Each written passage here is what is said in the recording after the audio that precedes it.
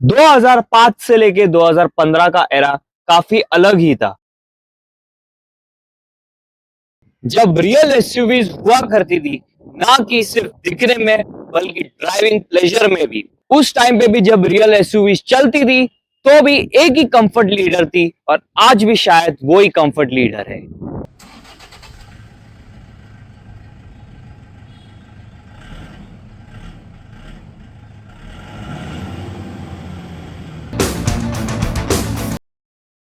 जैसे title card में आपने देखा, ये है 2015 की टोयोटा इनोवा।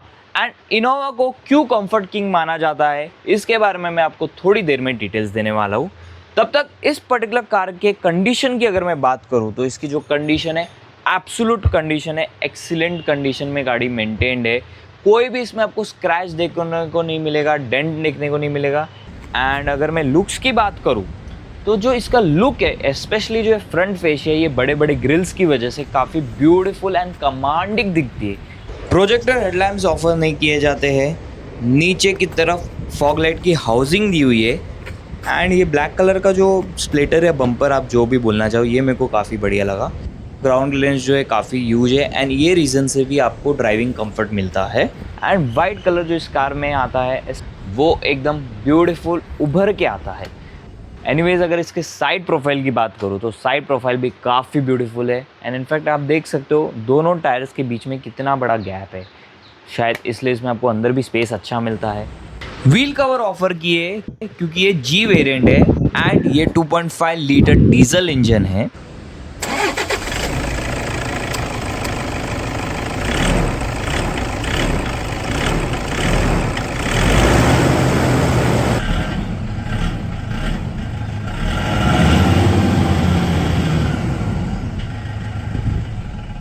जो रेयर प्रोफाइल है वो भी काफ़ी ब्यूटीफुल है। एंड पर्सनली अगर मेरे को आप पूछेंगे ना, ये वाला जनरेशन बहुत पसंद आता है।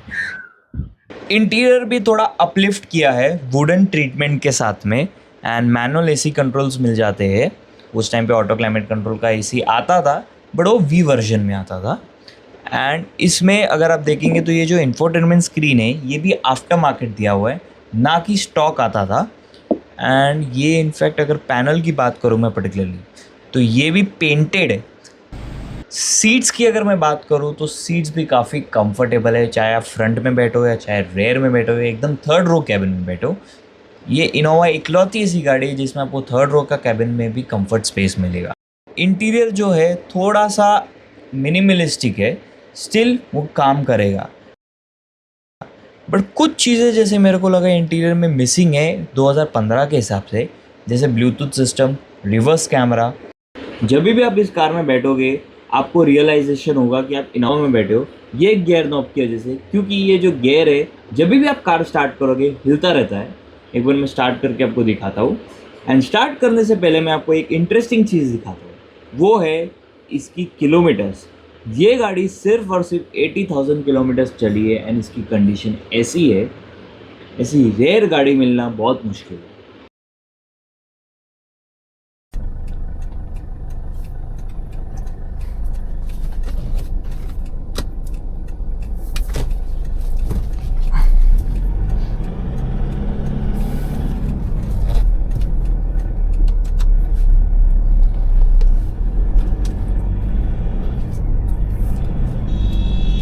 Noise feels,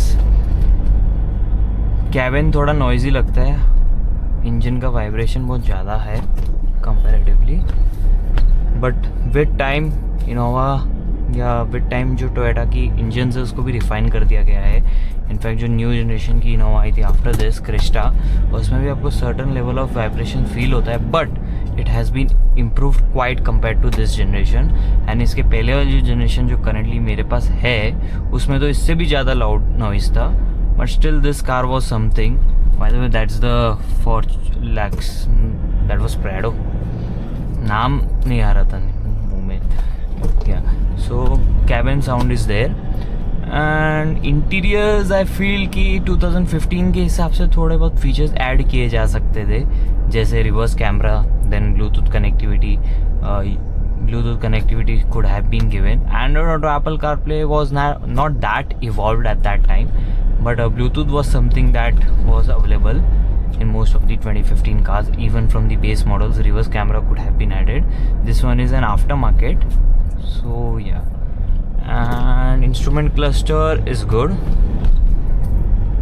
and of course Innova है, so टोयोटा है, तो इसमें कोई भी आपको रिलायबिलिटी का इशू आएगा नहीं. एंड ऑफकोर्स जो कार है स्टेबल तो है हाईवेज पे, बट स्पेशली अगर आप खाली जा रहे हो, सपोज कोई भी कार में है नहीं apart from you, it feels bit of a jumping, because ये क्या मोनोकोक चेसिस पे बिल्ट है, उस रीज़न से थोड़ा ऐसा फील होता है. एंड हाँ, car is no doubt heavy. It's या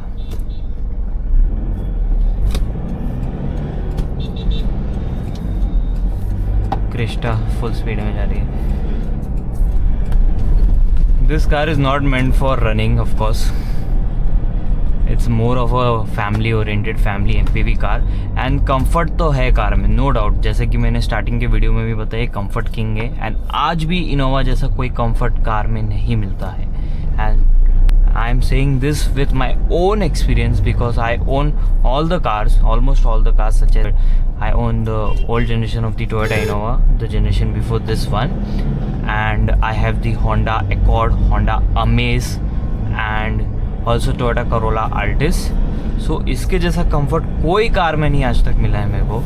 And but this one I feel bit of a heavy compared to the 2007 and 8 generation because of its clutch,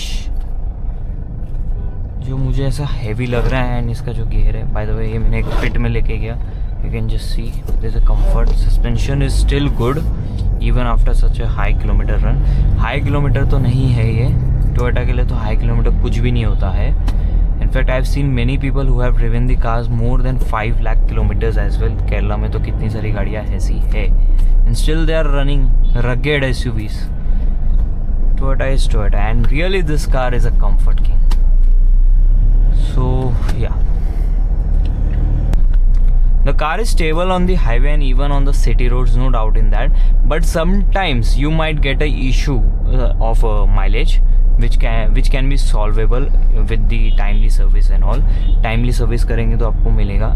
And there is one thing that you should consider before buying the Toyota cars, that it's better to get the cars serviced timely in the showroom itself, because certain parts जैसे Toyota के होते हैं, you cannot find it in the local market, and it needs to be done only in the Toyota showroom. And this I have experienced with my own experience. So थोड़ा cost जाता है Toyota के इसमें. Many people say there is a huge cost in servicing the Toyota, maintaining the Toyota. That's true, but it is not like your regular cars. You can it needs to be serviced in 3 years, maybe 2 years, but you do it in the showroom itself. Yeah, I can feel the vibrations. You can just see the vibrations जो होता है, feel होता है, vibrations do feel. NVH level is though good, but while I am pushing the acceleration, you can just hear the sound of that. Bit of a wobbling sound is coming.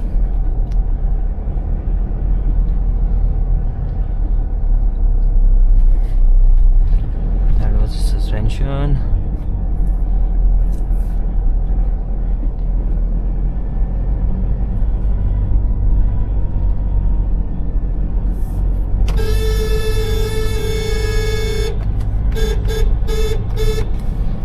Horn needs to be changed.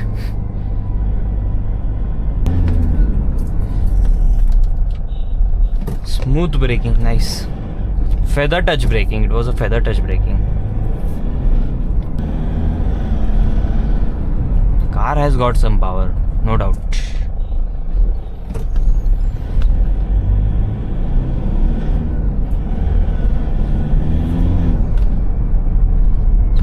You can just hear the revving or the sound of the engines.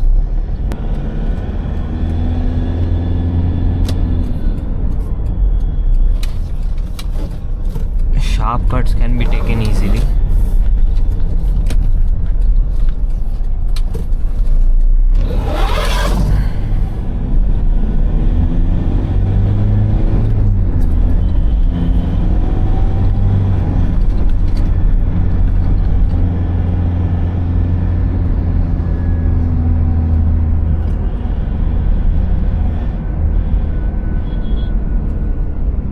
overtaking is good, but you should not in such a huge car unless you are experienced driver.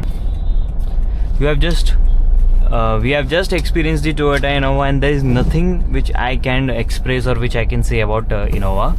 Name and the car itself explains a lot, but I can definitely say ये जो car है बहुत rare है, and ये car जो है आपको बहुत कम मिलेगी because it is 81,000 kilometres driven, and such low kilometre driven cars are exclusively available at वासंस car Galaxy.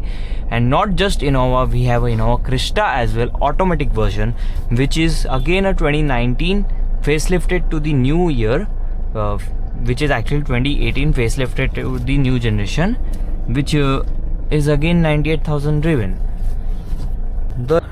That's a rare thing, nobody bought that anymore. So yeah, if you want to purchase this, visit our showroom and do subscribe to our channel for such exclusive updates. Thank you.